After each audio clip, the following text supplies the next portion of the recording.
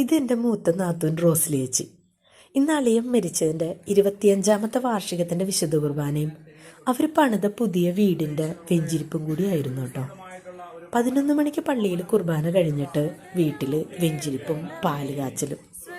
അച്ഛന്മാരും ആൾക്കാരും ഒക്കെ ആയിട്ട് ഏകദേശം 100ഓളം പേരുണ്ടായിരുന്നു കേട്ടോ. ഇന്നലെ രാത്രി തുടങ്ങി പെരുമഴയായിരുന്നു.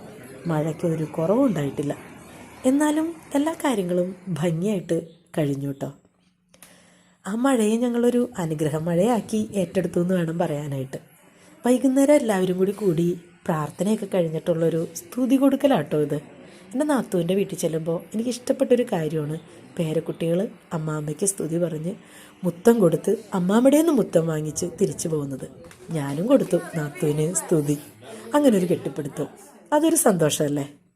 അത് കഴിഞ്ഞ് പിള്ളേരെല്ലാവരും കൂടി TV-യുടെ മുന്നിൽ ഒത്തുകൂടിയിട്ടോ. അങ്ങനെ അങ്ങോട്ടും ഇങ്ങോട്ടുമുള്ള സന്തോഷങ്ങളെല്ലാം പങ്കിട്ട് വൈകുന്നേരം ആയപ്പോഴേക്കും ചേച്ചിയുടെ 2ാമത്തെ മോള് UK-യിലുണ്ട്. അവളുടെ മോൾക്ക് വെളുപ്പിന് പോകണമായിരുന്നു. അപ്പോൾ അവളെ യാത്രയാക്കി. അതും കഴിഞ്ഞ് ഞങ്ങൾ ഭക്ഷണം കഴിച്ച് ഏകദേശം 11 മണിയോടുകൂടി തിരിച്ച് ഞങ്ങളുടെ വീട്ടിലെത്തി. വീണ്ടും നാളത്തെ ഒരു പരിപാടിക്കുള്ള ഒരുക്കങ്ങളുമായിട്ട്. അപ്പം നാളെ നമുക്ക് വീണ്ടും കാണാം കേട്ടോ. Good night.